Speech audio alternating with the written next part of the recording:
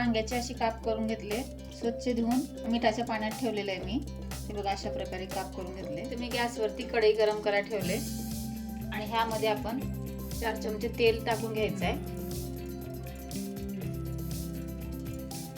आणि तेल थोडंसं गरम होऊ द्यायचं आहे। आता आपलं तेल तापलेलं आहे, ह्यामध्ये 1 चमचा जिरे टाकून घ्यायचं आहे। जिरे छान तडतडल्यानंतर त्यामध्ये तेजपत्ता टाकून घ्यायचा आहे। आता ह्यामध्ये कांदा टाकून घेऊ।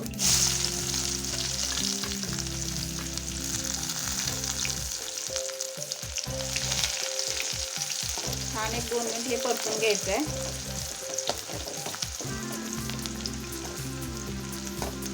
आता ह्यामध्ये आपण अद्रक लसणाची पेस्ट टाकून घ्यायचं आहे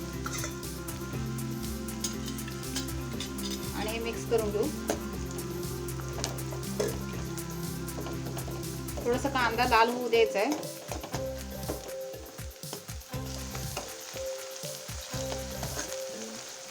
हे बघा कांदा छान असं 2 मिनिट परतून घेऊ। आता आपला कांदा छान परतलाय, ह्यामध्ये 2 हिरव्या मिरच्या असे बारीक काप करून घेतले, ते टाकून घ्यायचं आहे आणि हे पण 2 मिनिट परतून घ्यायचं। आता आपले हे परतले छान। आता ह्यामध्ये आपण मसाले टाकून घ्यायचा आहे। 1 चमचा बेडगी मिरची पावडर, 1 चमचा कांदा लसूण मसाला, हे घरगुती मसाला आहे, तुम्ही कमी जास्ती करू शकता, आणि अर्धी चमचा हळद आणि छान हे आपण मिक्स करून घेऊ।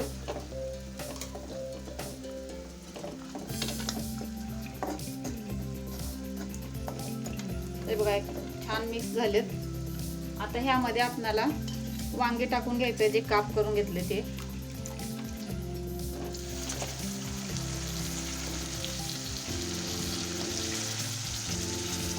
आणि हे मिक्स करून घेऊ।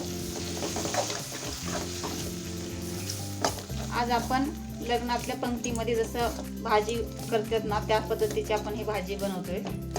तर त्यासाठी तिखट जास्त लागते ह्याला, तुम्ही जरा कमी खात असाल तर कमी पण टाकू शकता। मी 1.5 चमचा तिखट टाकलेलं आहे यामध्ये। आता ह्यामध्ये शेंगदाण्याचा कूट घालून घ्यायचा आहे 4 चमचे आणि 2 चमचे तिळाचा कूट आहे। तीळ हे मी भाजून वाटून घेतले, हे टाकून घ्यायचं आहे। आता ह्यामध्ये गरम मसाला पण टाकून घ्यायचा आहे 1 चमचा, हे बघा, आणि हे मिक्स करून घेऊ। आता आपण जर माझ्या चॅनलवरती नवीन असाल तर चॅनलला सबस्क्राईब करा, लाईक करा आणि शेअर करा। तर आपले हे छान मिक्स झाले। आता ह्यामध्ये आपण गरम पाणी टाकायचं आहे। रस्सा तुम्हाला जेवढं हवं तेवढं तुम्ही टाकू शकता पाणी।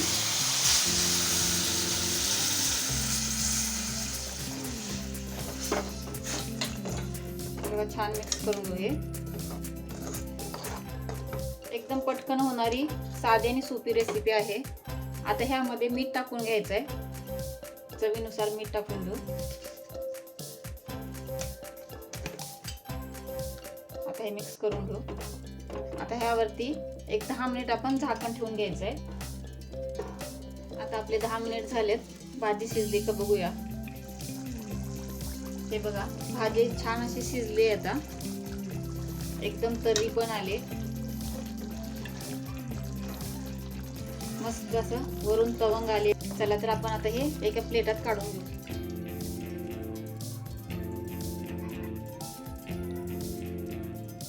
आता आपली भाजी खाण्यासाठी तयार आहे। थोडीशी वरतून कोथिंबीर टाकून घेऊ। व्हिडिओ आवडल्यास लाईक करा, शेअर करा आणि चॅनलवरती नवीन असाल तर चॅनलला सबस्क्राईब करा। धन्यवाद।